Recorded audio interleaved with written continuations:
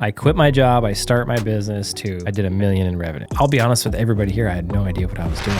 If you're not making $1 million, you're doing a disservice to yourself because you're not making money. You're doing a disservice to your family. You're doing a disservice to your employees because you can't pay them well. You can't give them good benefits. And then you devalue plumbers across the nation. So if you want to grow your plumbing business from zero to $1 million a year, first you have to... What's up, Joel? Hey, Jared, how's it going? It's going good. Hopefully Costin put some of that juicy intro in there. There's some good stuff in there. There was some good stuff. Yep. I can go in the highlight, what do we say? The Patreon page? You get the B-roll. We should start a Patreon page. And it should just be the precursor to our podcast. You just get the really shitty jokes and then the off-color comments that we don't want to get canceled on YouTube. So. Yeah. YouTube's all down with canceling people these days. Are they really? I mean, so I don't listen to a lot of Russell Brand, but I listen to Russell Brand. Yeah, you would. He's a smart guy. You should check him out. He's what's Alex Hormozy calls it. What is it? I don't remember. What is it? You're such an idiot. Are you trying to say that he's a mental masturbator? Yeah. He's a news guy. That's what I feel. When was the last time you watched him? I just look at him and I don't want to watch him. Well, that's fair. Yeah. Anyways, he says a lot of controversial stuff, especially about big media, big pharma, all those things. Yeah. And then YouTube's always trying to kick him off. Yeah. They demonetized him, did all the stuff. And oh, did they? Yeah, they write him a bunch of letters that he's not abiding by any rules and all this kind of stuff. Isn't that crazy? It actually is wild. And so there's this thing that YouTube's doing right now is they're putting in like other news, like the mainstream news feeds as a part of their app update. Just so that when you're looking up news, it's going to recommend you all of the mainstream channels to watch, which is interesting because like it's curating a world perspective for you. Yeah. It's saying this is what's happening in the world. Very interesting idea that like your world, you can believe that what you perceive to be the world is completely wrong just by the type of things you watch. Here's what's crazy to me. The craziest part. Who in their right mind goes on their news feed and scrolls on any social media app and like looks at the news stuff? Yeah. Yeah, not me. I used to have Apple News, and I would just like swipe over to the left and you would just see it. But every time it's like this terrible story. So you're constantly bombarded with like the world is a really terrible place. But even like your Facebook feed. Why would you waste your time scrolling through your Facebook feed? Maybe some people's Facebook feeds are way cooler than mine, but man, what a waste of time.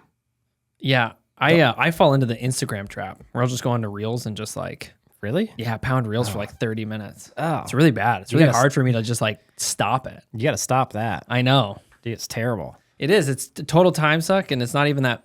It's not even that funny, right? I'm just looking for funny jokes. Yeah, but there's just not that many. No. I wouldn't do that, and if anybody else is doing that, they should stop because it's a waste of their time. Yeah, like really at that point, like what I should be doing is just sleeping.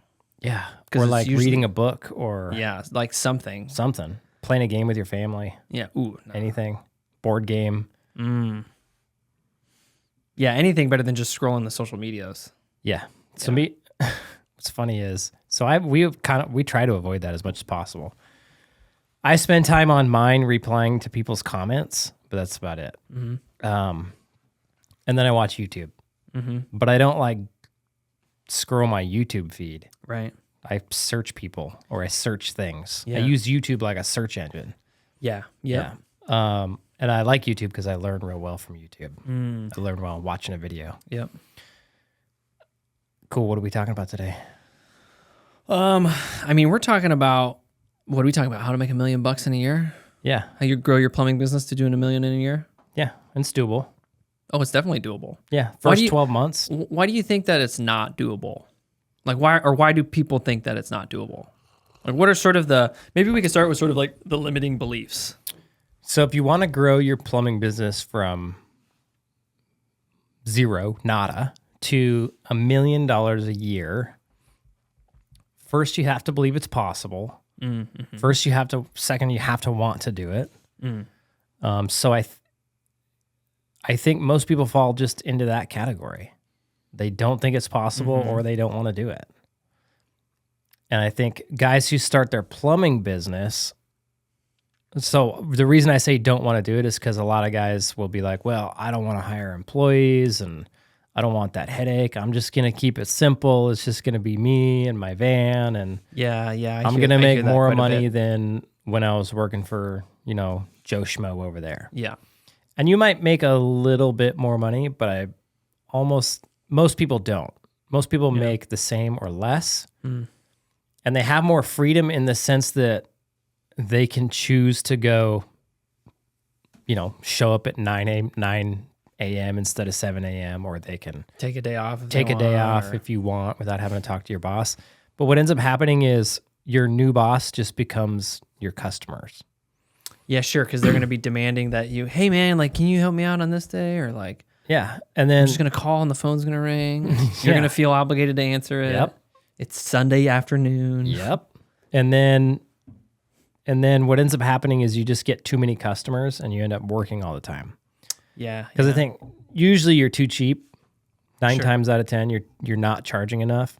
And the homeowner is like, man, this guy's really good. Because most of the time you're a really good plumber. Yeah. So this guy's a really good plumber. He's really nice. He does a good job and he's super cheap. Like they're like, this is rad. So they start telling all their friends, I found a plumber. He's really good. He's reliable. He's cheap. They don't call you because you're good and reliable. They call you because you're good, reliable, and cheap. Yeah. Right? Yeah. So they're really just using you because you're cheap. Yep.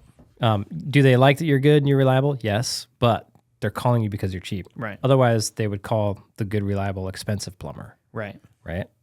Because there's tons of those. Right. It's like when they call a plumbing company, you're getting one of two things. Good and reliable, but not cheap. Or you're getting cheap, but not good and reliable. Yes. Right? Yep. You can't get both of them when you have a real company. And so the guys who go into business for themselves, they're providing this good, reliable, and cheap to the marketplace. And customers love it because it's the best of both worlds, right? But then as you acquire customers, all of a sudden you start to lose the ability to be good and reliable. Right. But you're still cheap. Yeah. And it's because you get so many people just wanting you to come do work for them, expecting you to answer your phone, get them on the schedule, show up to their house in a timely manner, fix the problem well, spend the time to make it right. And you get so many customers that you just literally can't provide that anymore. Yeah, and you're still probably going to be rushing from job to job at that point because you need to make money. Yeah, and that's the other thing. Like, then you start working a lot. And typically the only reason you make more money working for yourself is because you're working so much. Yeah. Right? So if you just worked normal hours, you wouldn't make nearly the amount of money. Yeah. Versus if you were working 60, 70, 80 hours a week, then you would make way more money. So that ends up happening. The other thing that happens is guys go into business. They're typically in that same boat, but they don't think making $1 million is possible. Yep. So they may be like, okay, I want to hire a couple employees. I want to, grow a real business. I want to provide a good opportunity for my employees. But that $1 million number just seems so big. Yeah. That they don't think that they could do that in 1 year. Yeah, or maybe even like ever.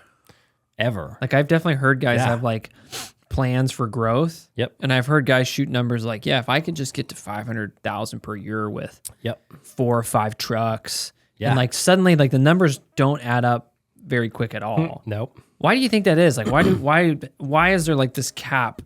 It's just a lack of understanding. So I was in the same boat, because I worked a job. I'd done lots of side work. I thought I had a good idea of like what going rate was, what plumbers were charging. I had no idea about operating a business. Right? Yeah, sure. So maybe like, because there's side work and because you've done side work, now you're like, oh, the business is just doing more side work. It's just doing side work every day. Doing full-time side work. Yeah. And it kind of is. Yeah. But there's a lot more to it, right? Yeah. Otherwise, you're going to fall into the traps of what we talked about earlier. So don't do that. I think, like for me, I remember thinking doing $1 million a year business. I didn't know what that looked like. Like to me, like you got to think you're used to making, I was making $48 an hour at the time and bringing home like $1,500 a week. And so that adds up to like 75, 80,000 a year on my paycheck. And so the thought of, okay, $1 million business, I probably got to have like 10 plumbers. Yeah, because you're just multiplying yourself. Yeah. Yep. So $1 million, okay, 10 plumbers. Man, that's a big business, especially if you've never been in business, right? And it's just a lack of understanding of business and how it works. And then even at that point, you're like, I don't even know 10 plumbers. And if I do, I would only hire 4 of them or like whatever. Like you start running through these other calculations that you're like, there's just no way. Yeah. And I remember running through calculations of like, okay, so if I'm $140 an hour, that's what I'm billing out to the customer, and I have to pay myself $1,500. And so I'm going to bill the customer. I remember thinking, there's no way you can bill out 8 hours a day. That would be impossible. So I remember thinking, maybe we can get 6. Like if we're rocking and rolling and we're doing really good, we could bill out 6 hours. Sure, yeah, because you knew you weren't going to bill out 100% of every day. Yeah, I just remember, and you can like do the math of what it would take you to get to $1 million business, and you're like, man, this has got to be a big business, right? Yeah, sure. Little did I know, like back then I was calculating that with $140 an hour. Now my business is dang near $600 an hour. We actually just upped our prices. Hopefully nobody in Fairbanks watches this. Ooh, I smell the 1 stars. Yeah, dude, we have a crazy streak of 5 stars going on. It's the coolest thing. Makes me happy. Yeah. We jumped up a point on Google, which makes me happy. It's a hard thing to do. Yeah. Yes, it is. Because the 1 stars hurt, man. Yeah, they I hurt swear a lot. they weight those more than the 5 stars. Like the 1 stars hold more weight than the 4 stars that you lost for some reason. I don't know what Google's calculation is there, but it's not like I've done the math on my thing and my rating should be higher than it is. Yeah. If all stars were equal. Yeah, if you just had 1 star equals 1 point and then you added up all the points and you divided by the total reviews. Yeah. Yeah. It doesn't. No, it's definitely like a 1 star is like it's gonna curve you pretty hard. It hurts you more. Yep. Yes. What pisses me off is the 4 stars. The guys who are like, or the women or guys, whatever. They're like, this company's so awesome. They're the best company in town. I'm going to use them for the rest of my life and sing their praises to all my friends. 4 stars. I'm like, and then, look, lady. I mean, here's the thing. I used to, okay, confession time. I used to be a 4-star person dude. until we had this conversation. Yeah. Because my thing was like, well, nobody's perfect. There's a reluctance to give a perfect score. Dude. Because you grow up your whole life and like perfect scores are really hard to come by. Yeah. And you grow up under a mindset that says there's nobody is perfect. And then instead of taking that as like, yeah, people aren't perfect, I get that, but you can still give somebody 5 stars because what that means is very valuable to the person who's asking for it. Yep. So where I really learned it is I was at a car dealership and I was, I don't think I bought the vehicle this time. And the guy said, hey, I'm going to send you a survey. Or he's like, here, take the survey. If you could just give me 10 out of 10, it would really help because if you give me 9 out of 10, I'm not going to get a percentage of my commission or percentage of my whatever. And I was like, holy crap, this is really meaningful to you. Yeah.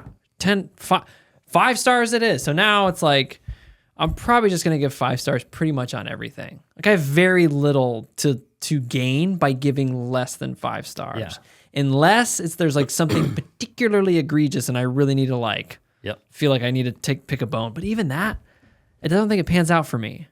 Like, because I had a really bad experience with a car dealership and I gave a 1 star. Yeah. And then suddenly I had even worse service with them and I still needed to communicate with them about that issue. And I was like, damn it, if I would have been generous, I probably would have gotten some money back or something. So my point is, you reap what you sow. Yeah, don't be a 4-star person. Just give them 5 stars. Just give them 5 stars. Those are so annoying. So similar story since we have a 2-hour podcast.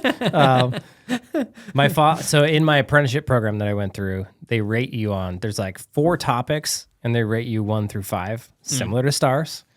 And so my whole apprenticeship, I got these reports. I'd have to give them to my foreman. He would have to fill them out. And then I would have to send them back in to the apprenticeship program.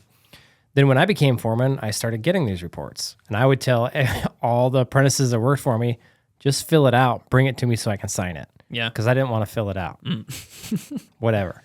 Unless they were like a terrible apprentice, then I'd be like, now give me that thing. Like, you need some adjustment here. So my father-in-law is also a plumber, and he would fill out the same reports. And one of the things is like personal appearance. And he would rate 1 star, and he would write, doesn't have boobs. And I was like, you are not doing this kid any favor. Yeah, you think it's hilarious, but then this is going to weight his score so hard. Yeah. And then no one's probably going to ever look into the reason. No, probably not. It's just going to be like, well, you got a 1 star in there. Sorry. And he's Yeah. like, did you see what he wrote? No pay raise for you today. Yeah. Yeah. Apparently you don't have boobs. That's a big deal. Yeah, it was pretty funny. So don't be a 4-star or a 1-star. That's the moral of that. Moral of the story. That little deviation. Okay, so the problem is guys don't think it's possible Yeah.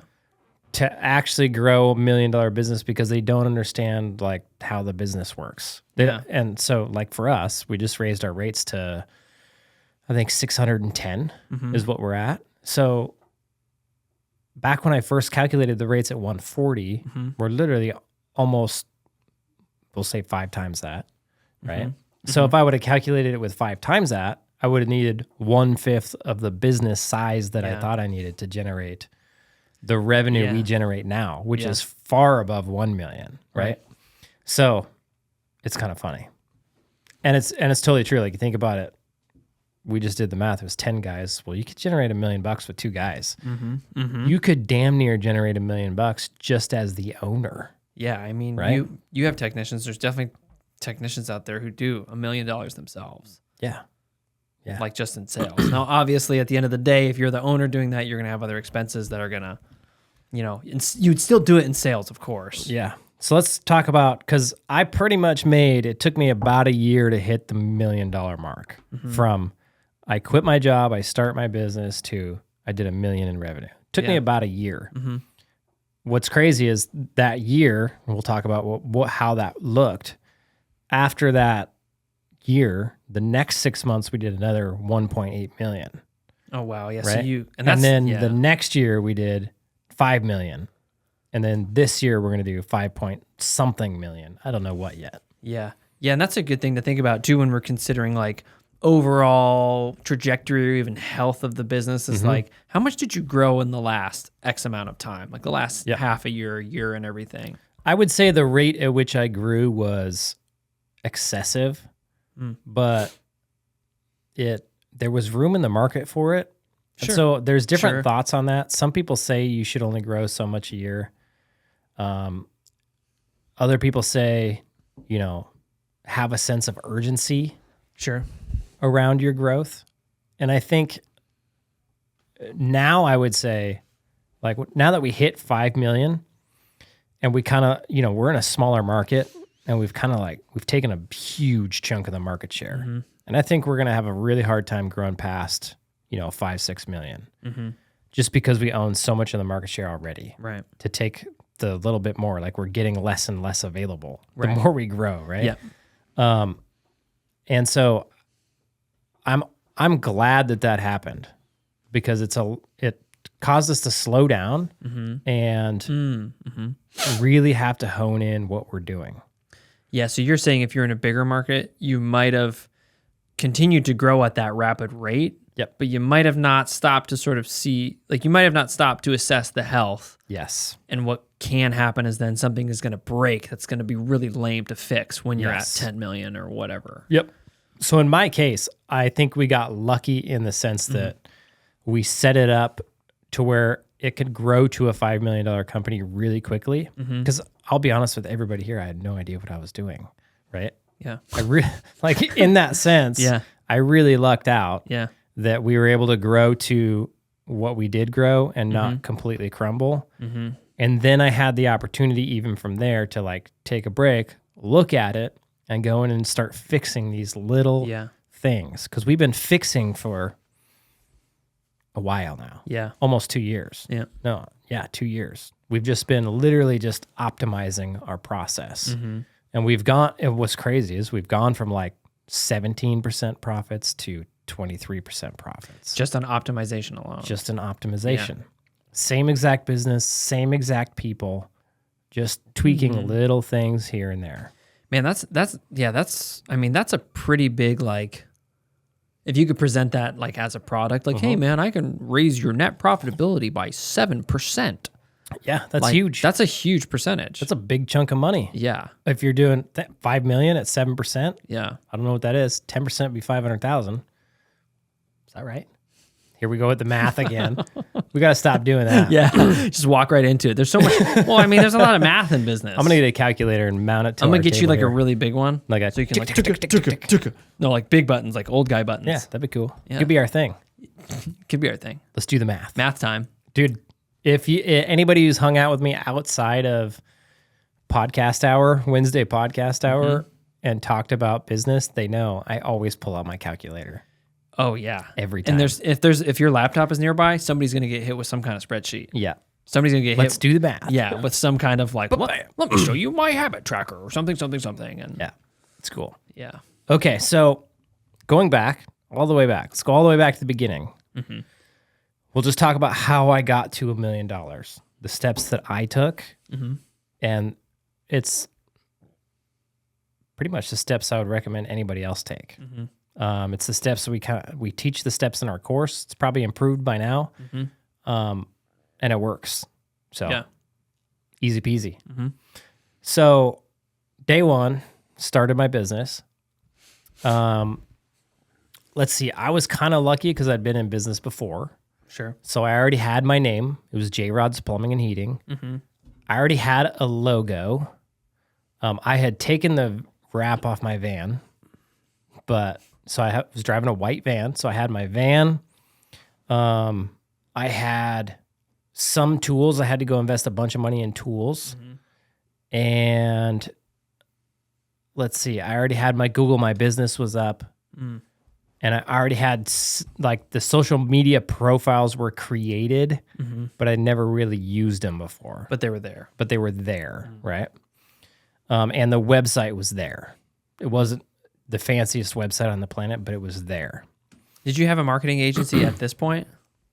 No, I wasn't. I didn't have a marketing agency. No, I had my brother doing marketing for me in the past, but that was all shut down. Gotcha. So just the stuff was still there. The GMB, the website. Yeah. And I'd never done pay-per-click ads before. Didn't even know what GLSA was. Very minimal social media posts. They were super lame posts too. I would just post pictures of my work.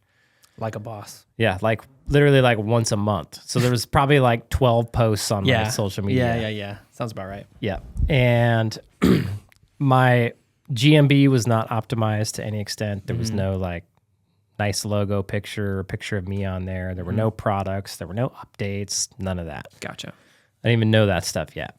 So started, spent a bunch of money on stuff on my credit card. So first thing I did was, if you don't have a van, you need to go buy a van.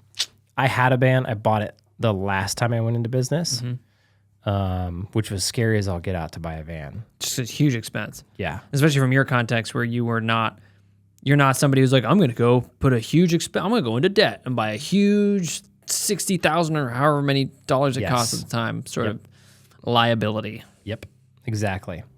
So I bought the van the last time, had the van payment still, put like 9 or 10 grand on my credit card, had to buy a bunch of tools, had to hire a marketing company, started getting all of the marketing stuff, the back end stuff up and running, started building out a pay-per-click campaign,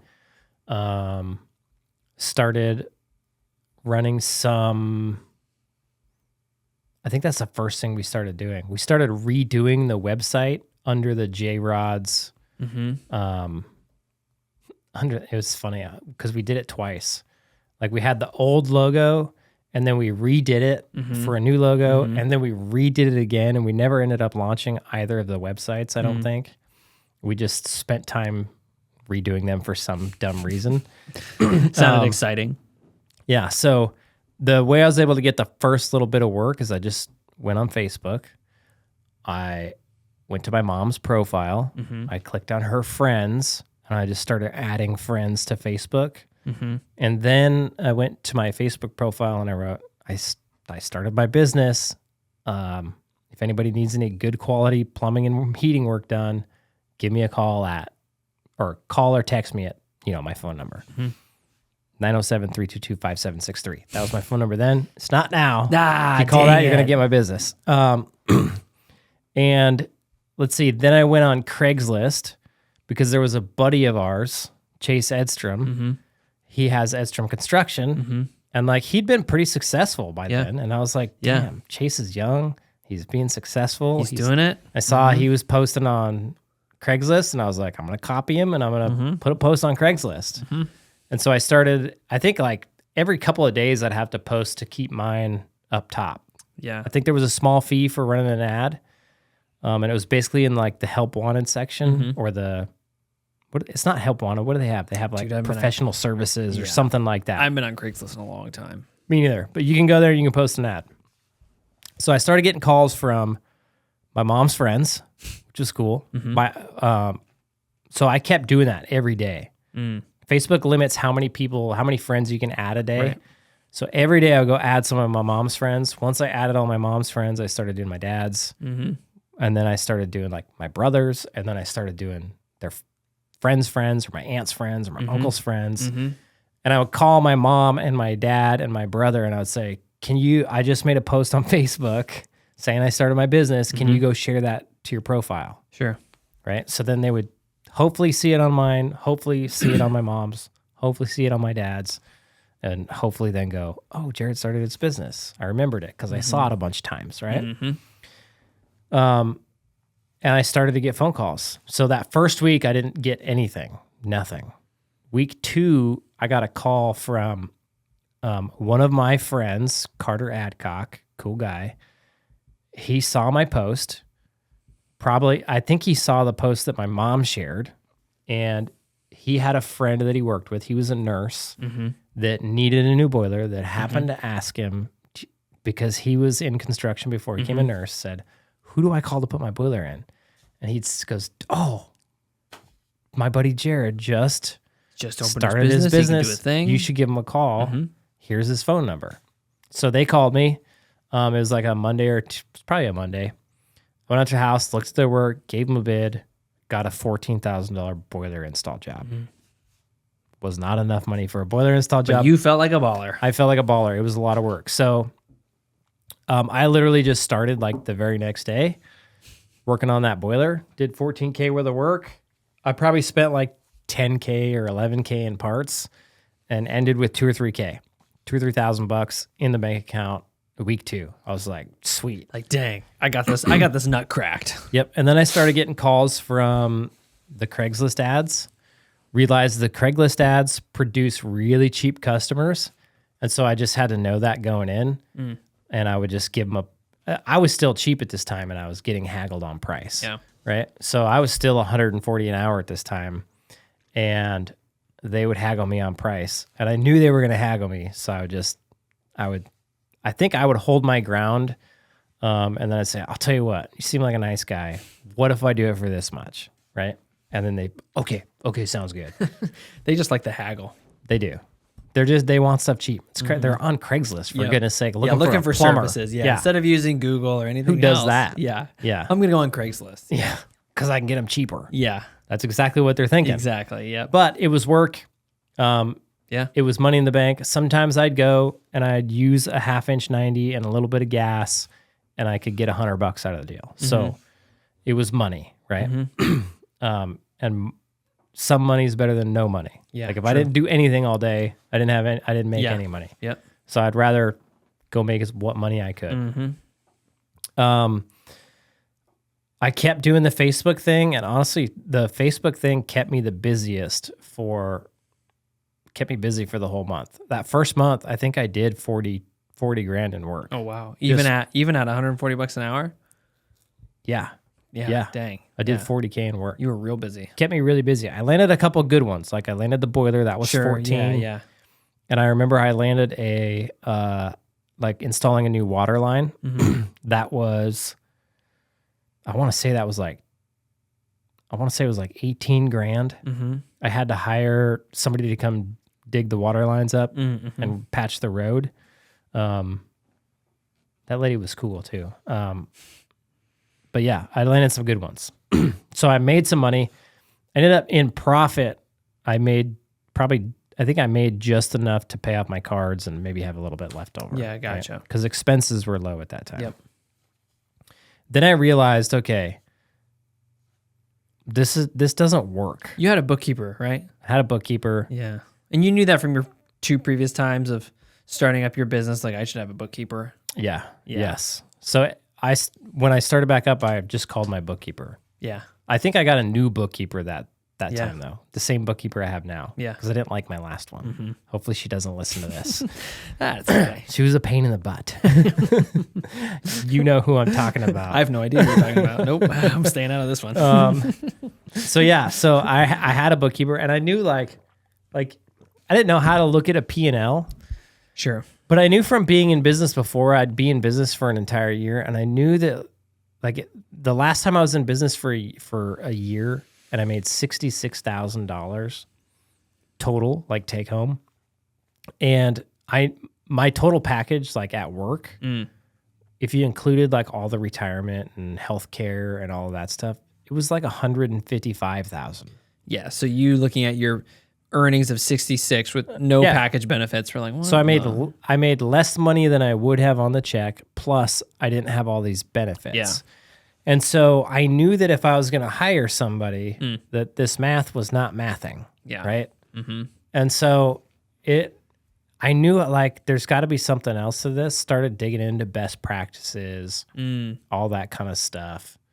Got an hourly rate calculator. Mm-hmm. Started charging more. Mm-hmm. Like I went from 140 to 259. Started charging 259, and the marketing started to catch on. I continued to add friends on Facebook I did that for a good like 8 months. Yeah. I would just go on Facebook, I would add friends, I would post on my Facebook. Once I started posting on my company's social medias, then I would post there and then share it to my personal page, and then call my mom and call my dad and call my brother and be like, share my stuff. Yeah. To get work. So I did that, let's see, for 3 months. So month 1, I made 40K. The next month, I was 259. And I don't remember what I did that month, but I was super busy, and I was working nonstop. And I was good at selling work. I sold every single job. Yeah. There was not a job that went without You're selling very persuasive. something, right? I'm influential. Yeah. As you know. Maybe. Okay, that's another argument. So third month, by the end of the third month, I had done $380,000 in revenue. So I did 40 the first month. What does that put me at? Like another 240 for the next couple of months. So I was doing, what is that, 120K a month? Yeah, that's a lot. On my own. That's a lot. At $259 yeah. per hour, right? Yeah, so you're selling every job, and you had a sprinkling of larger jobs in there as well? There was, yeah. Yeah. Yeah, I landed a couple good like boiler install jobs, water line replacement jobs. I did one remodel job that was it was a small house, but I got a lot of money out of that job. I did really well. Were you was this third time when I would help you with that one guy's house, that really big house? Was it this time that you were in business, or was that a previous time? That was this time. Yeah. Yep. I was plumbing that giant house. Yep. That ended up just taking up way too much time for not enough money. Yeah. And I also did a lot of boiler stack replacements that I didn't actually do. I just subbed them out. Gotcha. and then doubled the price and just made money. Yeah. So that was a good one for me. I made a lot of money doing that. I'd be at a boiler, the stack would be rotten, and I'd say, hey, Sure. we should probably get this replaced because it's going to fall apart and cause a fire. Yeah. Yeah. Want me to call my guy in? Yeah, definitely. And I would give him a price. I would call the guy and say, hey, this is so many feet. It's this size, no offsets, or there's offsets. It's 2-story, single story, whatever. He'd give me a price over the phone. I would double it. I'd go to the customer. If he was $5,000, I'd say, we can do it for 10. And they'd say, sweet, get it done. And I'd be like, come get it done. Yeah. And then he would get it done, and I would bill him the $10,000 and pay him his $5,000, and I'm $5,000 ahead. And there you go. Took me like an hour, Yeah. right? So a lot of that helped out quite a bit, which is actually a good lesson learned. Like, I didn't think that was possible. Sure. Like that little scenario that you just painted right there. My old self would have said, oh, here, call my stack guy, Yeah. right? And I would have felt bad about calling the stack guy and doubling the price and charging the customer for that. Yeah. But what I realized is the customer doesn't want to call the stack guy. Yeah, because if the customer would have called the stack guy, what would it look like for the customer? They would have had to pick up the phone, have a conversation with the stack guy that they know nothing about. The stack guy would have been like, what size is it? How long is it? Would the stack guy have to come out there? And like book an Stack guy would appointment? have to come out, look at it. So we'd have to have a whole nother interaction with another contractor. Yep. That they don't want to have. Yeah. Right. Especially because you're already there in the house. Yep. They already took out time from their life to be there with you. Yep. Yeah. All they want you to do is say, yeah, I can take care of this. Yeah. They don't really care what that means or what that looks like. No. Just so long as it gets done. Yes. They don't care. So once I realized that, I was like, oh, do you want me to just take care of this for you? They were like, yeah. I was like, okay, cool. And I'd call the stack guy and get him a price. And the only interaction they would have to have is stack guy would call them and say, hey, what's a good time for me to come over and get this stack replaced? Sure. Yep. And they would set up a time, and then they were done. That's it. Yeah. So worked out good for me. We still do that to this day with the same stack guy. Yeah. Cool. It's worked out really good for him. It has. It really has. And he learned that he can do that with other contractors as well. Yeah. So it actually like really made his business a lot better. Yeah, that's like similar to Eric's business, where he just has so many ins with contractors to go do patches. Yep. Because they don't want to do it, and then I'll just have the guy come in, and then he just says, "I'm busy." Yep. Yeah. Exactly. So yeah, so year one, 80 grand. I think we'd end with 380,000 revenue, and I put away 80 or 90,000 On the third month. Third month. Yeah. I want to say third. It could have been 4. Sure, something in there. I've told this story a million times, and I'm gonna go back and listen to it was and see where we're. and really it was at. a long time ago. So I'm telling you to the best of my ability to remember it. Yeah. Okay, it could be slightly different. Okay, it's the things in the story that count, not the numbers. Okay, I was able to put away 80, 90K ish, probably 80K. We'll stick with 80K. Can I ask a question real quick? Yeah. Because this whole time, like, what is motivating you to do this? I hate plumbing with a passion. Like, it's not that I hate plumbing. I was just so, you got to remember, like, so I started plumbing right out of high school. And so at this point, I'm like 34, 35, 30, 34, Yeah. maybe 34, 35, somewhere in there. Yeah. I don't quite remember. Again, it's math in my head that I don't want to do. And dates and time. Yeah. and- So I'm 34. I've been plumbing for 16 years, right out of high school. Even my last year of high school, I worked for a plumbing company driving parts around. yeah. So I've been in plumbing, doing plumbing, and it's just getting old. Your father-in-law is a plumber. Father-in-law's a plumber. You've been sort of like either in plumbing or plumbing adjacent. He wants to talk about plumbing on the weekends. You That's know, his only connection with you. He's just trying to, I know. make a connection. I know. But so I'm just tired of plumbing, and I just want to stop plumbing. And I'd known that for a long time. Yeah, and also, you also tried to do other businesses. Yeah. Like you were always like, I remember we'd have What else can conversations. I You're do? like, I'm going to try to do something. I'm going to make snowboards. I'm going to do this. Like, Yeah. Whatever. You're just trying to do something that I wasn't just plumbing. didn't want to do plumbing. Yeah. But what I didn't realize is that I had to do more plumbing so that I could stop doing plumbing. Yeah. Yeah. Yep. That was, and then finally I was like, I could start a business. And then And my original thought was honestly, if I just grow it to 3 trucks out in the field, then I can stop plumbing. Yeah, and so I can just yeah. be in the office managing the 3 guys. Yeah, so it's a similar perspective that guys have of, if I just get to this point, it'll be good. Yeah. Even though that point isn't really baked into reality in any way. It's just this idea of like, it's kind of funny, right? Where we're like, if I hit that milestone, it'll work out. When it's like, well, you have no idea what that milestone even means. Yeah. There's just numbers in your head based upon what you think you know. Yeah, exactly. So I wanted to get out of the truck. This is it. I just wanted to be not actually physically plumbing anymore because it was deathly boring to me. I'd done too much of it. I'd put too many water heaters in. Installed too much pipe. I'd cut too much unistrut. I'd soldered too many solder joints. It was getting old. So I was very motivated, to say the least, right? Let's see. At that point in time, so I'm 3 months in, I hired my first employee the very tail end of month 3. It was like right before Christmas. And he basically didn't start working until... You hired my wife before that, right? I did. I hired your wife like month 2. Yeah. Yeah.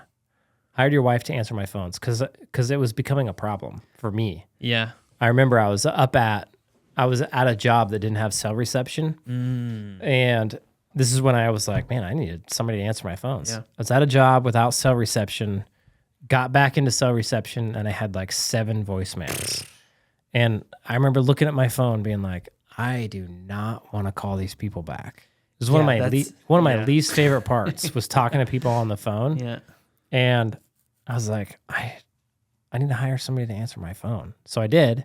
Hired your wife. It was the best freaking thing to this day. I think you called me and you said, hey, do you think your wife wants to work? She hadn't been working for a little bit. Yeah. And she was kind of getting kind of bored. Yeah. And I was like, maybe. I was like, yeah, probably. And then she was What's funny is I didn't know you yeah. guys very well then. And I really didn't know your wife. Yeah, that's true. You really didn't. No clue. I think, were we even doing home church at that point? I think we had just started. Yeah. Yeah. Yeah, that's funny. Now that I'm thinking back on it, just that whole season of life. Because I think, anyways, we don't have, it's not really important to this conversation, but yeah, you just knew that I had a wife and she wasn't working. That's pretty much what you knew.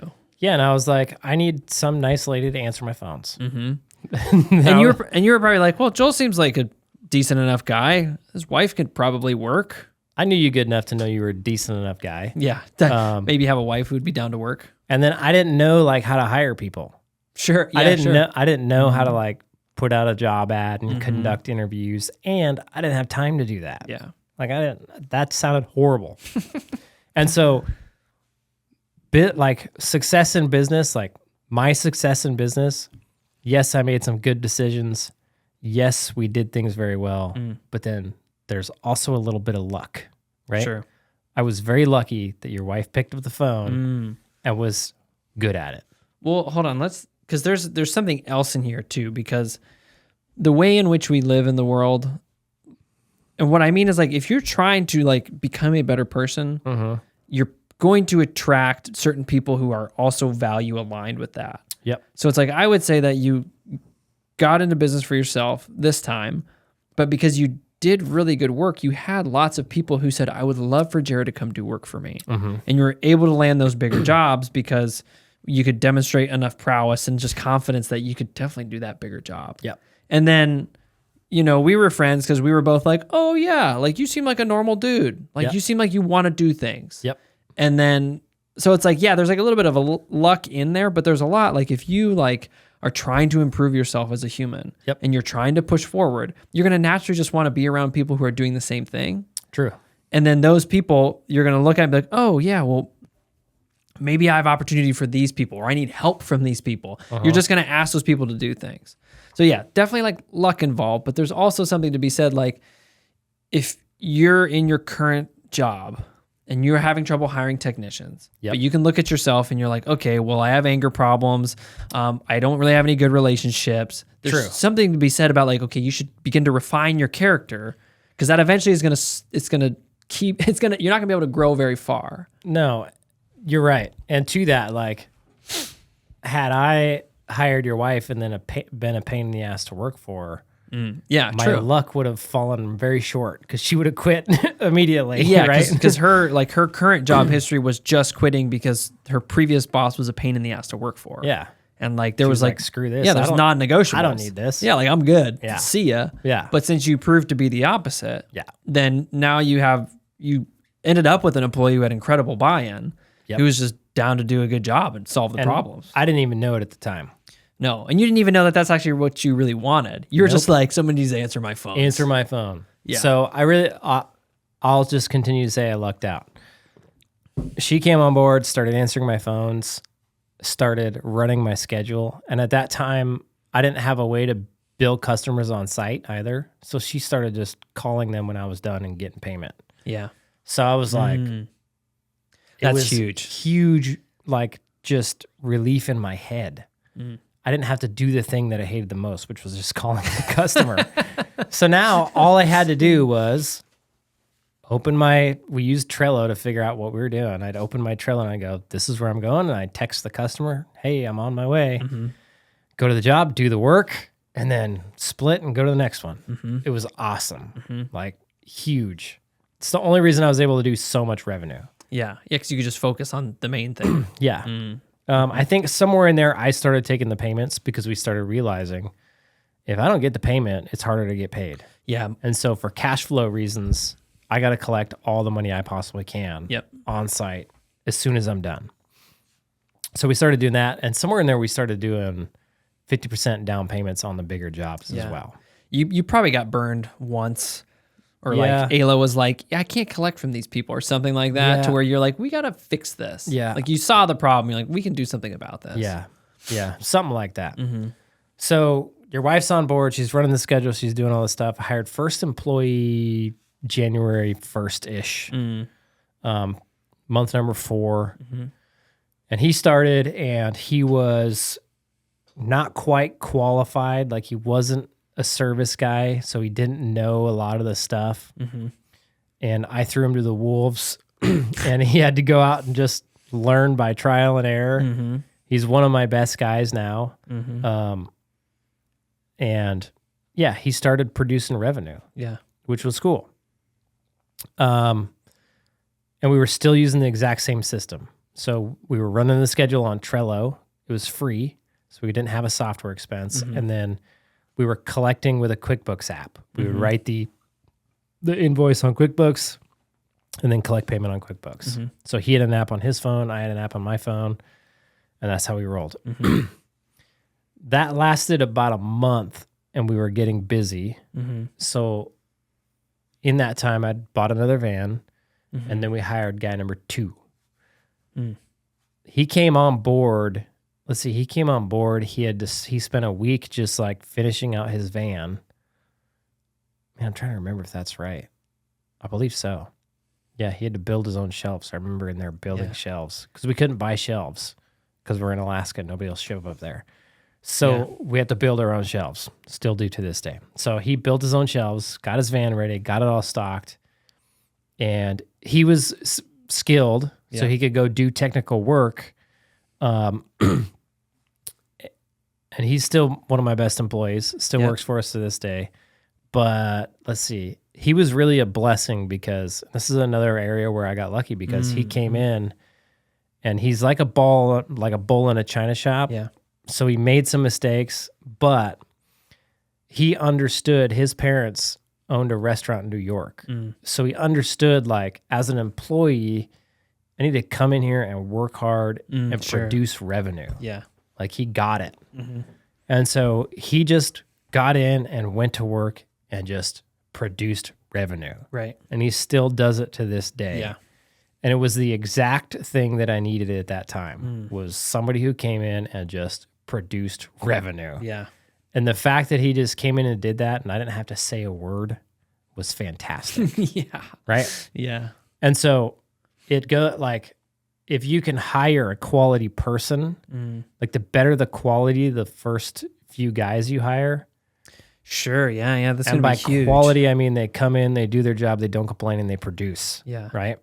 Yeah. It's going to be That's a good list. It's going to be a huge benefit to you, the business owner. Yeah. So he was there for a month So we're on month 5, end of month 5. And we hired employee number 3 probably in the beginning of month 6. He was working with employee number 2. He still works for us to this day as well. And he has the ability to fix anything. So all of a sudden we had a team of guy A, who was okay, or guy 1, who was okay at the time, but produced enough revenue. Ayla put him on a lot of drain cleans. A lot of drain cleans and lower skilled jobs until he was able to raise his skills. Guy number 2 pushing to produce revenue. And then guy number 3 who could literally, we could send him to any job on the planet. Didn't matter what it was. It could be a spaceship from Mars. He would fix the thing, right? So we had a good, it was... Yeah, you had like the ideal crew set up. It was a good little mix of close. guys, right? And they were all super cool dudes, all willing to come to work every day, all willing to go do whatever I wanted them to do. It was cool. And so by the end of month 6, we had done, I want to say we'd done $1 million in revenue. Like, so from, I did 380 by myself. Yeah. And then we did another, whatever that is, math again, 620 in the next 3 months.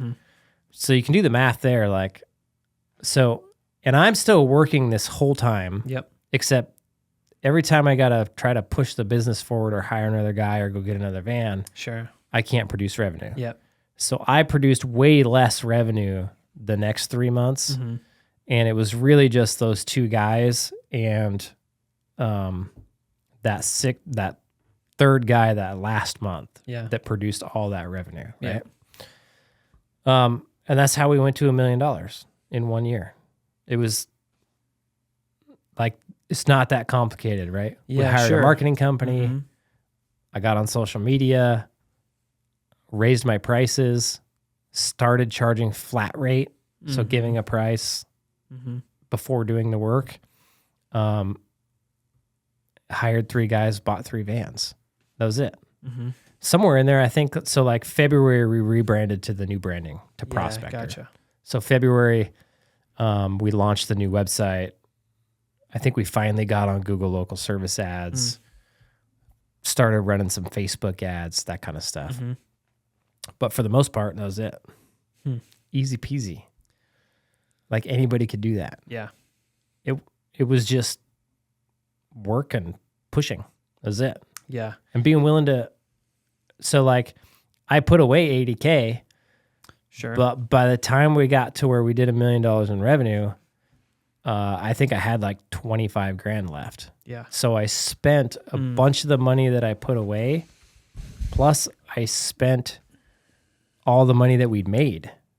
And in reality, we could have hit $1 million faster because I was still underpriced. Yeah. You were So very much underpriced. We weren't making the margins we should have been. When you ran that calculator, did you just choose? Did you run it incorrectly? Yeah. Okay. Yeah. Okay. I made the mistakes that everybody makes. Yeah, sure. Like anybody watching this on YouTube, go to the comments or go to the description of this video or any of our longer videos, grab the pricing calculator, fill it out. You're going to make the mistake of I don't know. It's like, it's lying to yourself. Sure. It really is because you're uncomfortable with the result that the calculator spit So out. you start to go, I can knock some expenses off to get this number lower. Yeah, I don't need to pay myself this much. Or, yeah, sure. I don't need to provide insurance for my guys, or I can have my wife's mom do the books, and then I don't need a bookkeeper, right, or whatever, right? And so just like we were 259, I think throughout that whole time, we may have gone closer to 300 towards the end of that 6-month mark, right? Still massively underpriced. Just didn't realize it. Yeah. And I didn't want to come to grips with what my calculator was telling me, right? And so you knew sort of what it was telling you. And like in the back of your head, did you have like an instinct, like a voice that was like, Jared, you're not really doing it quite as right as you should be? No, not really, because I was pushing forward so hard. Yeah, sure. And it would have been so much easier too if I was charging the right amount. Yeah. We could have done less work, made more money, and the cash flow would have been so much better. Yeah, you would have had a lot more security. Yes. Instead, I invested all of my money and I'm down to a very small amount for having 3 guys out in the field. A very small cushion. Very small cushion, and it started to worry me. So the good part was we got there so fast. Once the 3 guys were out, I was able to pull out of the field and then I went back into my calculator and I was like, you know what? I'm not charging enough. And so it was a slow process for me to like start being more honest with myself. So I think at that point we went to 325 shortly after guy number 3. And then over the next probably 6 months, we went from 325 to 598. Oh, wow. That's basically what happened. Yeah. Yeah. Yeah. And did you experience any customer pushback of your prices at any time where you raised them? From day one all the way until today. But it's like Sure. Yeah. the amount of price pushback we got at $140 an hour and $259 an hour, we get the same amount of it now at $598 an hour, right? The people who care about the price are the ones who push back. They're always going to push. The ones who are going to push back are the ones who push back. It doesn't matter what the price is. Yeah, true. Right? Because nobody wants to spend money on plumbing. Like you've never once thought, man, I got this extra cash. Can I spend it on plumbing? Yeah. No, you don't want to do that. Yeah. You want to spend it on cool stuff, vacations, new clothes, Something cars. something that obviously benefits me. Yeah, exactly. Come on. Like there's people out there that are willing to invest good money into their home because they recognize it's like their greatest asset and they want it to be, something that lasts and Right. they want quality installs done. And those are the kind of people you want to do work for. Right. Those are the kind of people who don't push back on price. Right. It's when they recognize that you are going to come to their house, do a quality job, and be easy to deal with Sure. as a contractor, Sure. and you're going to warranty your work, then they're willing to pay you good money to do that, right? It's the people who look at their plumbing, they're like, I need to get this fixed as cheap as possible. Yeah. Those are the ones who push back on the price. And they push back on the price no matter what the price is. Yes. It literally doesn't matter. Yes. Yeah. And it's probably the same type of people who really struggle with just paying for anything. Yeah. Because we know those people, and we've probably all been to those people to some extent of just like, dude, I'm not paying. Everything is too expensive. Yeah. Like that. Why is that coffee so much? Or why is this so much? And all this, where it's always sort of just this looking at the world through stuff is unaffordable. Yep. I'm going to kind of complain about how unaffordable it is so that when you get to something like plumbing or whatever, it's just a natural position that you take. Yep. Yep. All sorts of, like, we put out this TikTok reel about me reacting to this lady. She's mad because the plumber charged her $300. He was there for 15 minutes, right? And she's like, oh my gosh, what a ripoff. And it's funny because I responded to it of like, think of all the expenses this plumber has. Right. And then think about the actual time he had into your call. Yeah, he was only on site for 15 minutes, but he had to take your phone call. He had to put you on the schedule. He had to drive to your house. He had to talk to you about your problems. And then he spent 15 minutes under your sink fixing it. And he's got all these bills over here. Right. And he has to cover all those bills in that time that he spent on your job. Yeah. What would you expect him to do?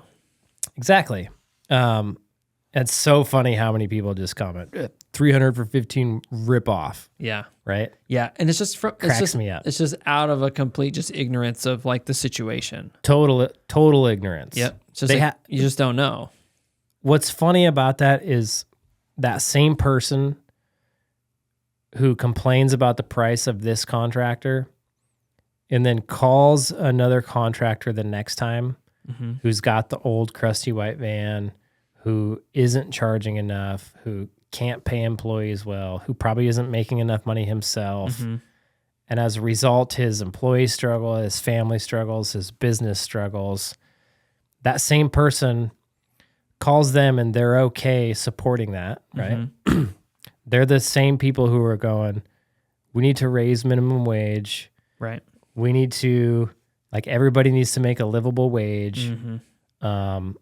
We need the government to pay for everything, but yet they don't want to take their own dollar Right. and go support a business that is already doing that. Right. Yeah. They're unwilling to do that, but yet they want to make it a law to raise minimum wage. And they don't, and I don't know what they're thinking. Like, what do they think is going to happen when minimum wage goes up? Look at McDonald's. Instead, they had two options. Sure. They could make their cheeseburgers cost more, or they could get rid of employees. I went to a McDonald's in Chicago. There was nobody to take your order. It was kiosks. Why do you think that is? Kiosks are cheap, man. Kiosks are cheap. The employees cost too much money now that minimum wage is whatever it is. So they went to kiosks. How's that working out? It doesn't seem to be working out very well. Right. So the same person that wants McDonald's to pay more for their, employees, would probably say, yeah, plumbers should pay their, they're charging a lot of money. They should pay their employees well. Right. They won't go support a business that's actually paying their plumbers well. Yeah. Right.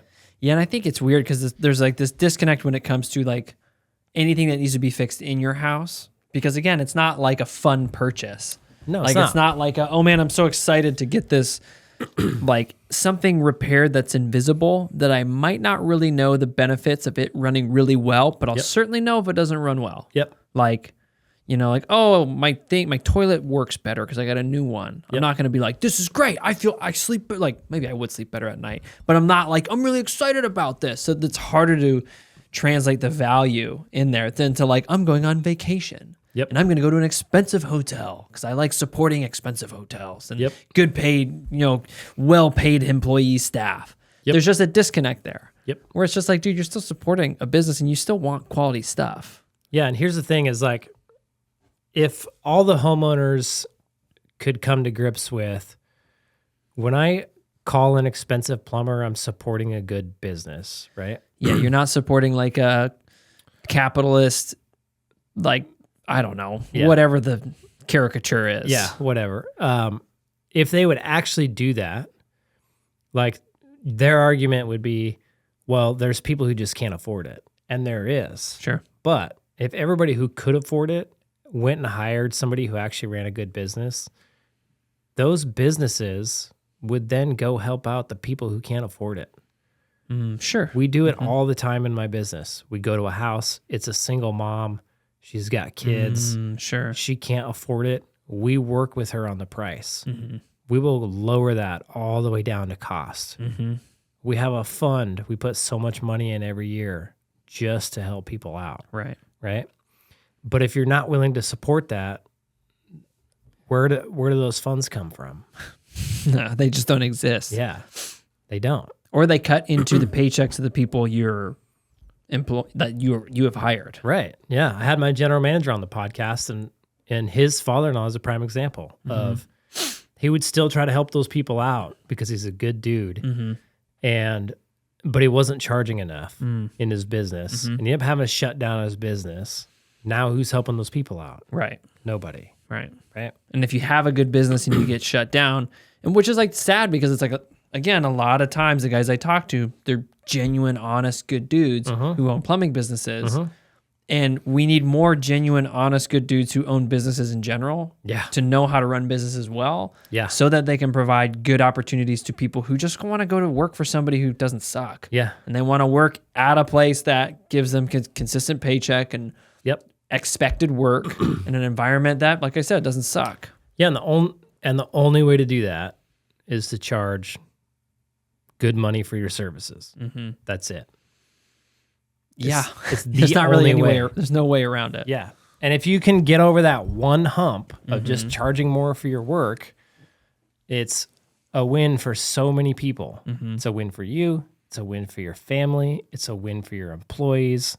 It ends up being a win for your customers. Yes, they're paying more, but they're getting a way better service. Right.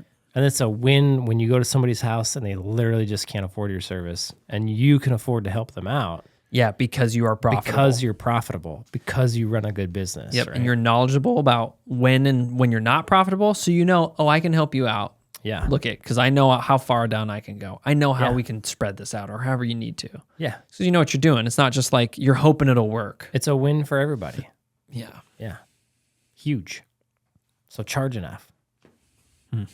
Because if you're not, you're doing a disservice to everybody. Especially within the trade itself. Yeah. Like, especially. Yeah. Okay. You're doing a disservice to yourself because you're not making money. You're doing a disservice to your family because you're not making money. Mm-hmm. You're doing a disservice to your employees because you can't pay them well. You can't give them good benefits. Mm-hmm. It makes it so that you can't even serve your customer very well because you're not actually making enough money to slow down and serve them well. Mm-hmm. And then you can't give back to the community because you're not making money. Sure. And then you devalue plumbers across the nation. Right.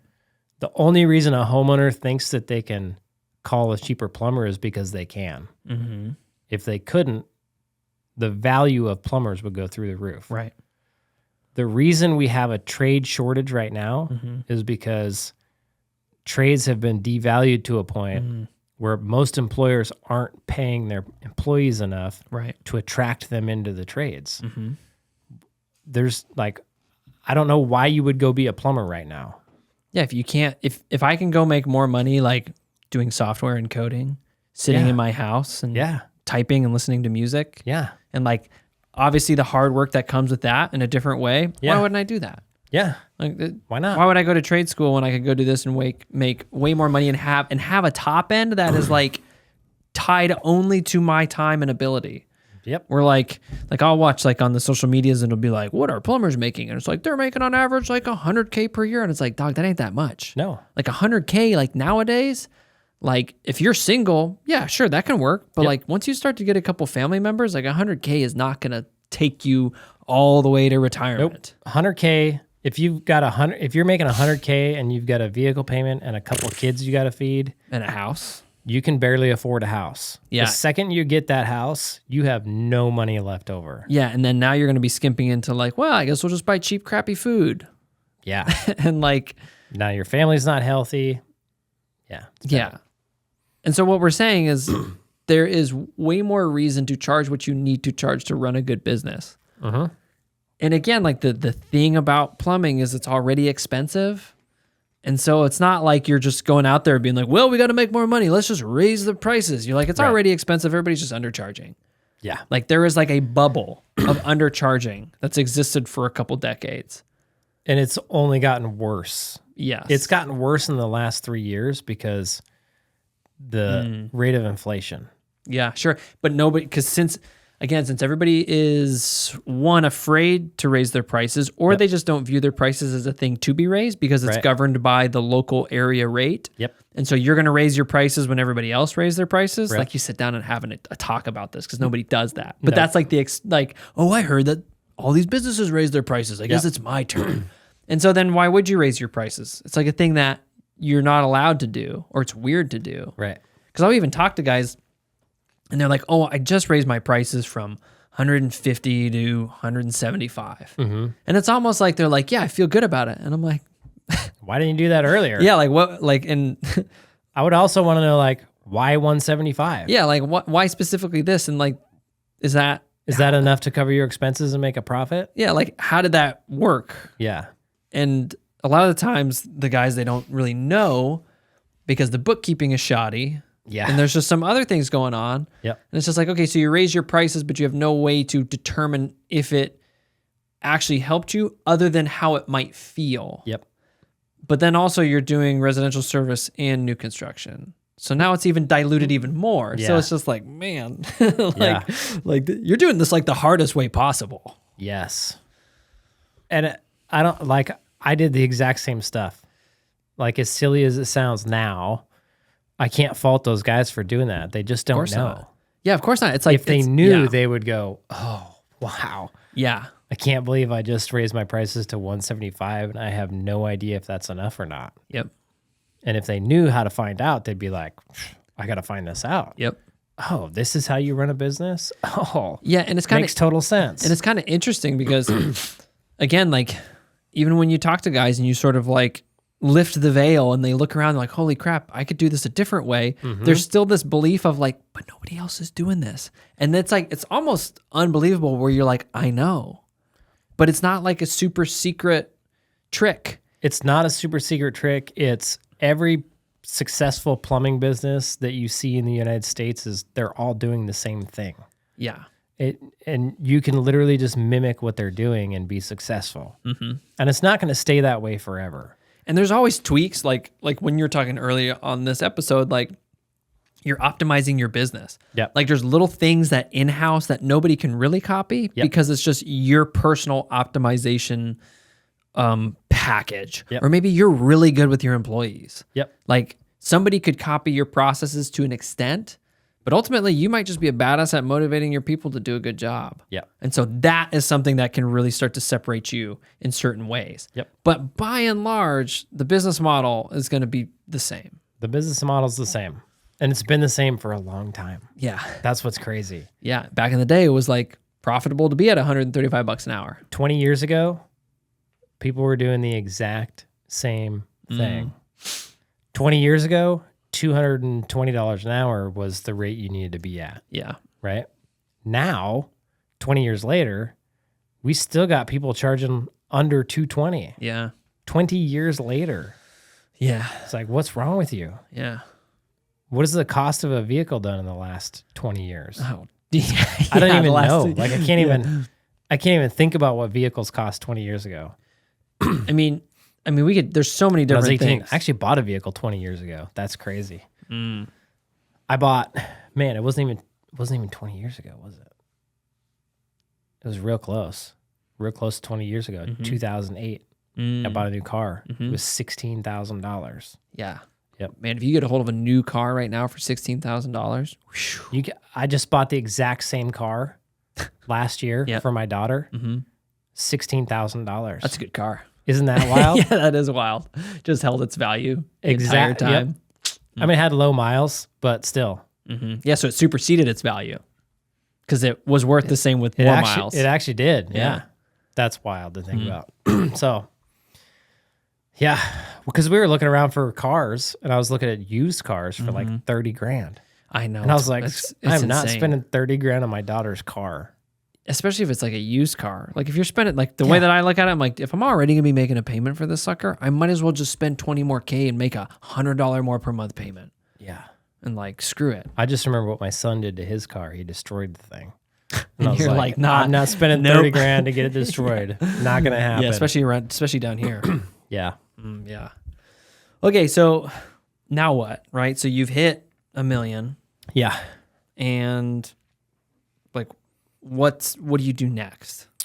Like, what do you do? Like after you get to the $1 million, you got this machine going. Yeah. Then like there's this next period. Like what's that next period? Like what can you do to go from 1 million to 2 million? Because we sort of talked about how you grew really, really fast over this period. Yeah. And then like, I mean, maybe tell us about like what that was like. And then I don't know. I could have stopped there and had a $1.8 million business, right? Every single year with 3 guys out in the field. So my guys produce right now they do about 750, but let's like lower that and say they do about 600,000. I got a $1.3 million a year business. No, $1.8 million a year business. Yeah. So I could have stopped there, $1.8 million a year business. I could have been the general manager of that business. And if we hit 20% profit margins, what is that? 340,000 a year in profits. And most people, yeah, cool, that's a great living. But when you're sitting there looking at it and you're thinking about it, like, okay, my business profited 380, paid me 100K to operate it. And then you're going to pay like 30% of that in taxes. So you're left with 280. So, man, you're not left with 280. You're left with like 260 at the end of the year. But it costs you that $1.8 million business costs you $1.5 million to run, right? This is the part nobody thinks about. So I have this business with 3 guys in it. I'm managing it. It cost me $1.5 million to make 280,000 that I get to keep at the end of the year. It's not that good of a trade-off, right? Yeah. If you give me $1.5 million and I give you 280,000 back. Yeah. And so at the end of the year, you're basically taking that 280 and you're putting it in the bank. Yeah. Because you're like, man, if something happened in this business, I need a cushion. Yeah. Right. And then you're like, okay, so I mean, you could just keep doing that. Year 2, you'd probably still want to put some money in the bank for a cushion, right? And then year 3, you start making that extra 280K. So you're making 380,000 a year. But then you start thinking like, okay, I'm making $380,000 a year, but how am I going to retire? Right. I got to sell this business. You start thinking about how much money you need to retire. It's a lot more than you think. So if you're making, yeah, definitely. And the thing is, like, if you own this business, right, and you're thinking, well, you could just go invest the 200,000 and make 180K. You know, it paid you 100 plus you take 80K off the top. That's a good living, and it is. But if you want to do that, I could go get a job and make 155K with none of the headache, and none of the risk, right? Sure. So why it just doesn't add up. So what ends up happening is you start doing the math, and you're like, if I add another technician into this business, so if I go from 3 techs to 4 techs, all of a sudden my margins go up, because what ends up happening is you've already got the overhead. To add another technician, he's going to be able to bill out way more than the increase in overhead. Yeah. Oh, yeah. Like definitely. you're going to increase overhead by his wage. So let's say you're paying 100K. So there's 100,000. And then you're going to increase by a van payment. So let's say there's another 12K a year, plus maybe another 10K in gas and another 10K in insurance. Maybe some ad spend. Keep it busy. Yeah, maybe you got to spend another, we'll say 40K in ad spend. So you add $180,000 worth of expenses, but all of a sudden he goes out and bills out $600,000 worth of work, right? That's a good deal. That's a good deal. If you give me 180,000 and I give you the remainder, like the 420 or whatever, that's a good trade. Yeah. And so you start to realize, okay, if I just add more technicians, this thing makes way more money. I've already got the machine built. I've already got the pieces in play. Why not just add more technicians to it? I've already have the risk. Why not just make it produce more money? And then I can pay myself more. I can put away more of a cushion so that these guys, I can provide them with a job long term, right? And I can have more money to go invest in my retirement or whatever. And if I need to sell this thing, it's actually worth way more. Right. So you might as well just keep building it, because you get to the point, like when I dropped into the office and there was 3 guys out in the field, it ran on its own for the most part. I would be in the office for a couple hours a day, and that was it. That's all I needed to be there. It was easy. And to add one more tech was easy. Yeah. It's like, this is finding the technician and then like, oh, I got the van for you. And here's your company card. Hey, marketing company, spend more on marketing. Have this guy ride along with one of my other guys for a while, teach him the ropes, and off we go. Right. And so at that point it was like, okay, let's keep going. So what happens is, and there's this thing, it's called Valley of Despair. And there's two of them that I've ran into, and we would run into another one. I could see it coming at some point. Sure. So as you add the first Valley of Despair, right? As you add technicians into your business, you gain margin. Right. So as you scale, you gain margin just by adding technicians like we talked about. Every technician you add, overhead goes up a little bit, but the revenue increases more than the overhead by a substantial amount. And so when you get to 3 technicians, the business really needs you to pull out of the field because it needs you to be available in the office at least a couple hours a day to be able to do that kind of stuff, right? To do the business stuff. And then, so what happens at that point is you lose margin because you went from being a revenue producing employee to a non-revenue producing employee, which increased overhead and produced 0 extra revenue. So you drop in margin. And to get back your margin, you have to keep scaling, right? So what we teach in our course is, hey, you need a price for that very first valley of despair because that's the most expensive time in your business. And if you're not profitable there, you'll never be able to scale past it. Okay.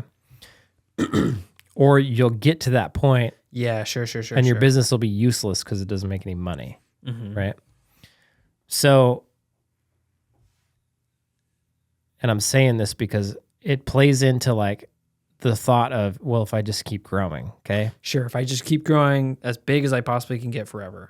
Maybe not even that. I think there are good stopping points. Sure, yeah. So you're down here in this valley of despair. You've got 3 techs in the field. You recognize if I add a 4th, I gain more margin. Yeah, you start to climb out of the valley. If I add a 5th, I gain even more margin. Dang, if I add a 6th, I gain even more margin. Margin equals security. Yeah, margin is money in the bank. Margin lowers risk.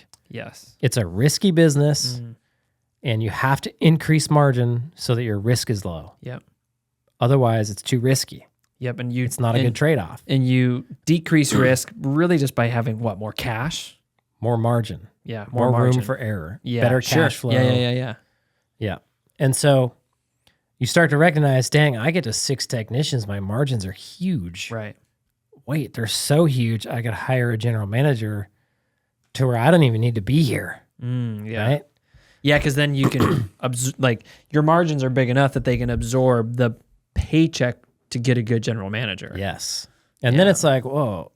So now I have a general manager to get the safety back and the margin back. I'm going to add a couple more technicians. Right? So now I've got, my risk is low, my margins are high, and I don't have to be involved in my business. So it just it just gets better and better, like to a point, right? So, and at that point, like if you grow anywhere from 8 to 10 technicians, 1 general manager can handle it. If you've got a really good guy in there, he can basically run your entire business. Right. Yep. You can have just a couple CSRs, and that thing can produce a ton of money, right? So 8 guys, you could do $5 million a year in revenue. You could do $1 million a year in profit. Your general manager can make good money. All of your technicians can make good money. Your CSRs can make good money. Your customers will be really happy. You can serve a lot of customers. You can afford a hefty marketing budget, and you don't have to be involved as the owner. Right. And if you can not be involved as the owner, the business is worth a lot of money. And the longer it's in business, the more money it's worth. The longer you can prove a track record of success in that, the more it's worth.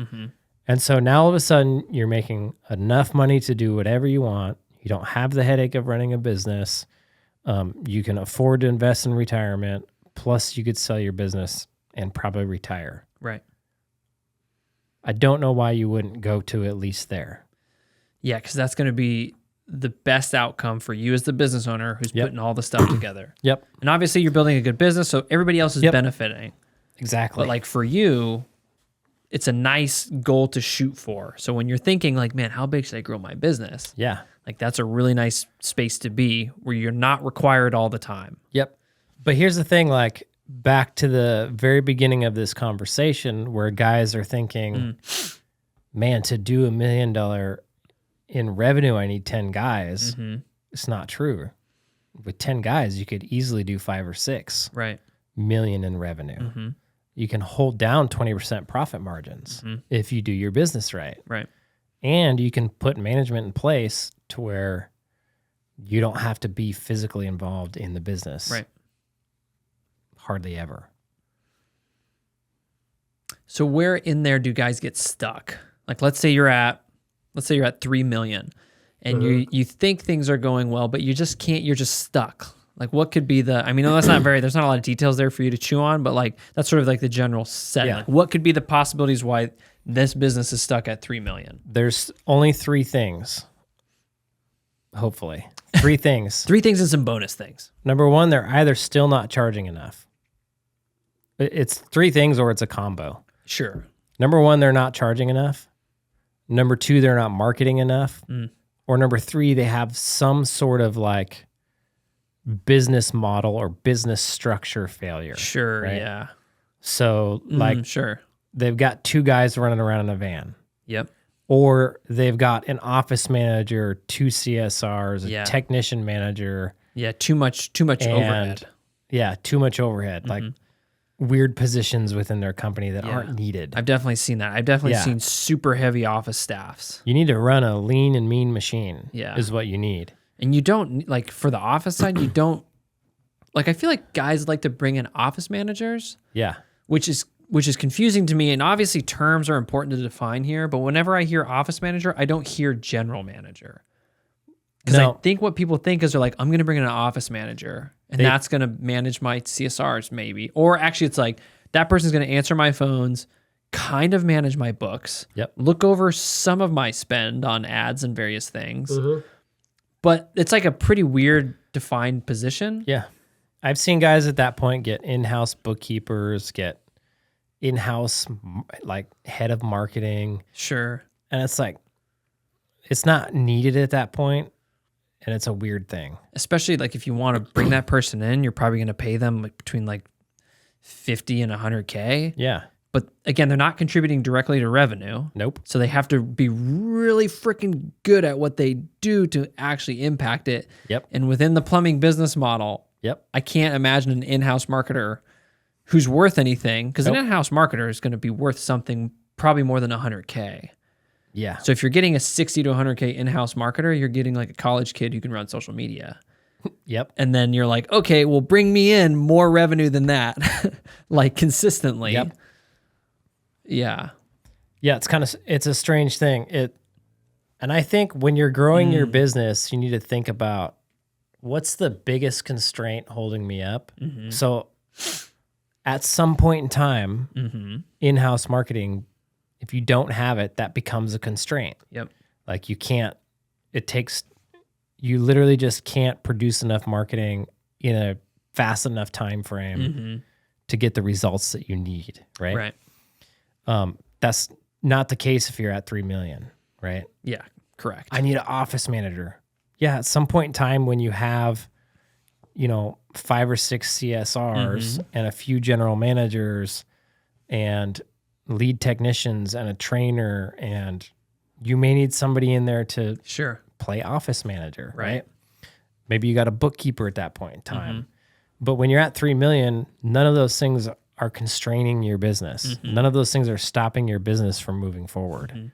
And I don't know why people do that kind of stuff. It could be because they might be looking to pictures of companies who've grown really, really well. When they look at like a 30 million company, a $15 million company, and they see the people that they have, they see the org chart, and they say, oh, I got to fill the positions of the org chart. No. So I'm going to just start doing that. A 5 million company and a 10 million company and a 20 million company and a 30 million company and a 50 million and a 100 million, those are very different companies. Yeah, and it's like the business model doesn't fundamentally change, but the business model shifts. It changes. It really does. Like what got you from 0 to 5 isn't going to get you to 30. It's going to be different. Sure. Right? And so rather than focusing on, like, you never want to try to fill the shoes of a $30 million business when you're only producing 3 million. Yeah. That'd be a bad idea. Yeah. So you need to understand where your biggest constraints are. I think a lot of that may come in, like guys who are not charging enough, typically they think 2 things. So like for a $3 million business who isn't quite making it, like his profit margins aren't big enough, it's very likely they're just not charging enough. Yeah. I've talked to I've talked to so many people doing 4, 5, 6, 7, 8, 9, even $10 million in revenue, and they're trying to figure out they're not profitable, and they're trying to figure it out. And every time I ask them what they're charging, they're not charging enough. And it's that easy of a fix. But what the business owner is thinking is like, I need to be more efficient. Yeah, dude, efficiency. Yeah. Or I need to get my guys selling better. Or I just need more leads. Like my marketing isn't good enough. Right.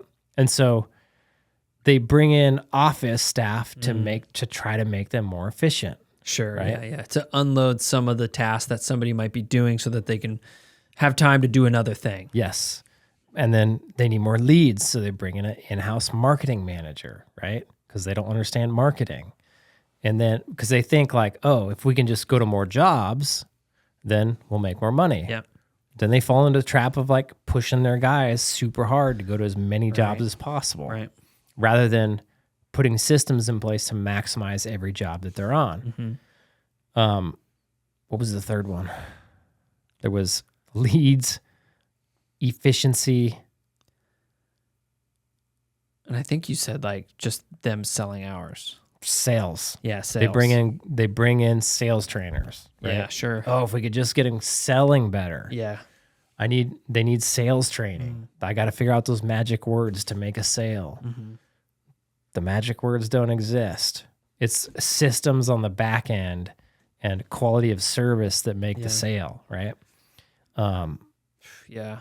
It's not fancy sales training. I would almost say like just like on a slight dogleg in the conversation, like even your culture at that point, because I think your culture is going to increase. If you have a good business culture, it's going to increase confidence in the product. Yep. And confidence in the product is going to increase sales. Yep, 100%. So if you have guys who are really weak at sales, I would say go look at your culture. Like, do your guys really see the value in what you're doing? Yeah. Because if they don't, it doesn't matter what kind of words you give them. Yep. Because they're not going to sell the jobs because they don't believe in what the company's actually doing. And I would say that's an accountability problem as well, that they're not holding those people accountable to their sales. Sure, yeah. That It could be a pay structure problem too. Like there might not be the right pay structure. I would argue that they're probably like their guys, they either don't have the tools that they need to make good sales or they're not confident enough to make it. Right. And then their boss lets them get away with it. And so they continue to underperform and it's okay. Sure. When what they should do is say, what's going on? What do you need to make sales? I'm going to give you all the tools you need. Hence, I'm going to give you a price book. I'm going to make sure you have pre-built options. I'm going to make sure we're doing training on Thursdays so you know how to talk to the customer, how to communicate with the customer, how to provide them with really good service. Do some role play, man. Do role play. But if you can't get your sales up, then you got to leave. Yeah. And we got to get somebody else in here who can. And so those are the tough conversations and the tough decisions that most people don't want to make, right? And so back to this, I bet most people listening to this, if they're at 1, 2, 3 million and they're stuck, they're probably underpriced. Yeah.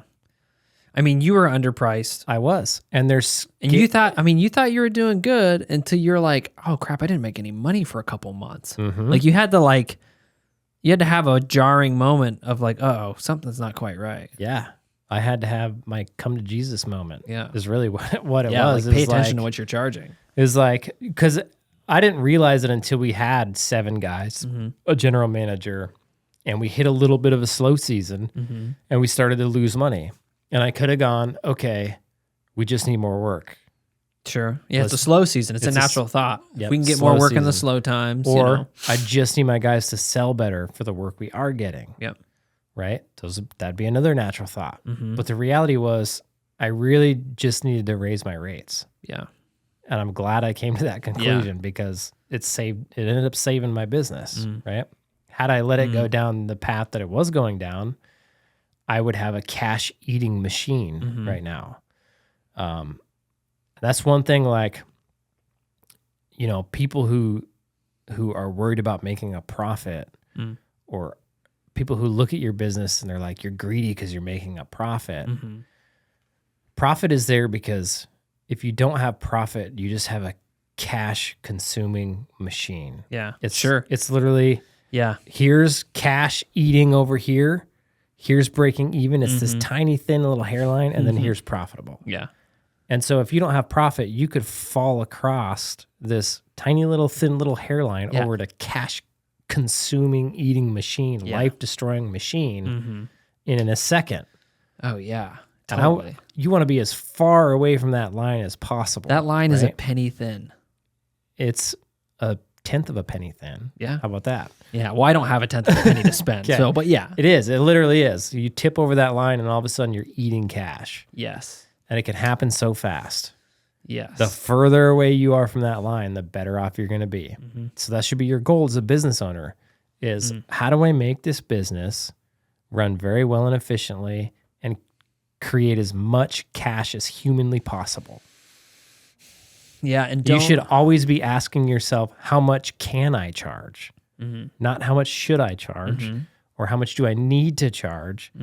You should ask yourself, how much can I charge for this service? Because the goal is for it to make as much money as possible. The goal is not to offer a quality service at a reasonable rate. Right. That is not the goal of a business. I mean, that sentence is even ridiculous because like a reasonable rate. What's reasonable? And who is defining reasonable? Who's defining what's reasonable? You know, the people on Yelp are going to define reasonable much differently than just the person who wants his problem fixed right now. There were all sorts of people when I charged $140 an hour who didn't think that was reasonable. Yep. Who's to say what's reasonable? Yeah, exactly. If I was to go by their definition of reasonable, I would be broke today. Yes. And they'd feel really good. They could care less. They could care less, yeah. And that's the thing. So it's your choice. Run a profitable business.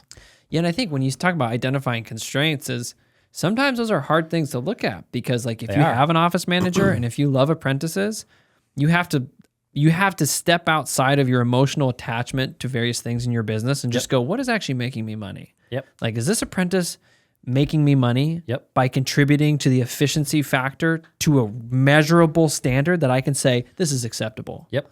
And you have to have that hard conversation with yourself to go, dang, I actually can't run all these apprentices. Yeah. Or dang, why do I have an office manager? Yeah. Like this doesn't make any sense. Yeah. You have to be honest with yourself.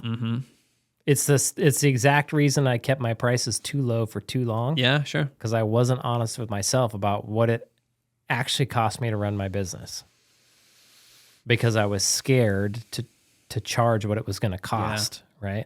Because I honestly believed, like, back then I thought, if I raise my prices too much, people won't buy my stuff. And they won't buy your stuff immediately. Yes. It'll be like you were in business on Tuesday, you raise your prices on Wednesday, and you're Thursday done. I'm out. Yep, Thursday you're just zero. Yep. But that's not true. No. And so here's what's crazy. All that said, today, most people will say you're going to price yourself out of the market. We are $200 an hour more than the next most expensive contractor.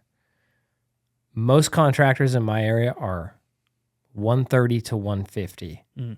We're $600. We're literally 5 times their price. And we still do more work than anybody else in town. There's a ginormous benefit to being the most expensive. There's those guys who are the cheapest or even the second most expensive, they have a huge disadvantage over you being the most expensive. Yeah, they will never be able to take market share in any way. Never. Especially the lowest guys, but secondly, the guys who are second most expensive. Yeah. You'll always be able to take more market share than them. Yeah, because you have the money to. You have the money to spend to acquire customers. You have the money to spend to pay employees well. You have the money to spend to take care of customers. And you're always going to outdo the guy who's charging less than you. Yeah. It's the exact opposite of what you're taught in school or what you believe in your head, right? You're always taught it's supply and demand. If there's no demand, I have to charge less. Right. Or if this guy's charging less and I want to compete, I have to charge less than him so that everybody buys my services. And that's kind of correct. But you have to realize supply and demand works on more than just price. Right. Yeah, sure. It works on quality. Yes. It works on service. Right. And here's what's crazy. You can take your plumbing business and you can put yourself in a market where you have way less competition. So those guys that are charging $130, $150 an hour, guess what? They're not my competitors. Correct. Those are just, yeah. We're not doing the same thing. Right. We do something completely different from them. We've completely differentiated ourselves into a market all by ourselves. That we just sit over here and we dominate. And that's what you want to do. If you want to keep your prices low and compete with all these low prices, well, now you have a bunch of competition. Sure. If you want to demand a higher price, you have to be willing to stand out and do stuff differently and stand on your own two legs and become a market of one. That might not be possible for everybody to become a market of one because there's also other very expensive players in your market. Right. But you can become a market of 2 or 3 or a market of 4 or 5, and it's better than being in the market of 300 to 400 on the other side. Yeah. And even in this example of a market of 4 or 5, you're profitable. You're profitable. Like you're charging enough to be profitable. And there's a big enough market to support that. Yeah. And so like for you, what's cool is like your plumbing company is in a very small market. Because a lot of times like we think like, oh, these things are possible in really, really big markets. Yeah. But it's also possible in small markets. It is. Yep. 100%. Because, you know, the way that life is right now, there is tons of people everywhere of different income brackets and all these different things. So you're going to find in your market people who really value a good service. Yeah. And they might not even be the top income bracket. Right. Because sometimes the people who make the most are also the most obnoxious to deal with. Correct. So you just can't make all these assumptions by certain things. Yeah. What's funny is, so even at $600 an hour, our best customers aren't rich.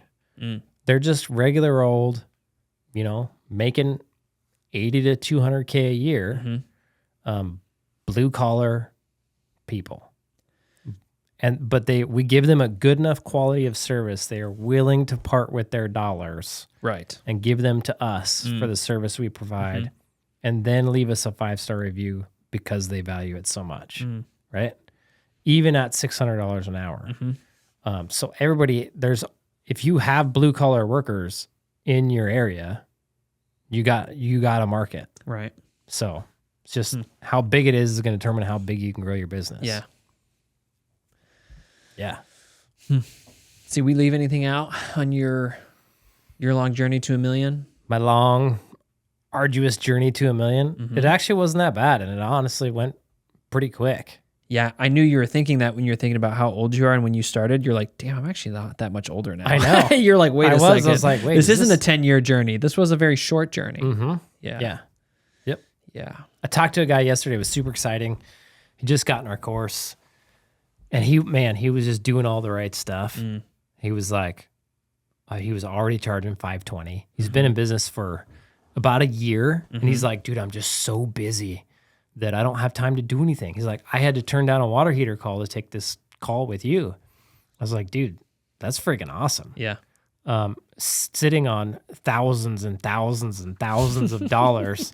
And I was like, man, you just got to like hire guys and you're going to be set. Like you're going to make so much money in the next year. Like just doing a little bit like of business setup. Yeah. It's going to be ridiculous. Yeah. It was cool. It's exciting. It reminded me of my story is why I brought that up. Yeah, that's cool. Yeah, I talked to a guy this week too that reminded me of your story because he said, and a lot of guys' story too, he said, I said, why'd you strike out on your own? He's like, I was just sick of making somebody else a ton of money. Yeah. And I said, I know. And I was like, well, how's it working out? He's like, it ain't working out great. I said, I'm not making any money. I was like, I know, you're probably undercharging. He's like, I know I am. I was like, have you done anything about it? No. Why not? I don't know. And I'm just like, let's talk about it. It's funny. It's cool. Cool, man. Cool, dude. Appreciate you. See you, Holmes. See ya.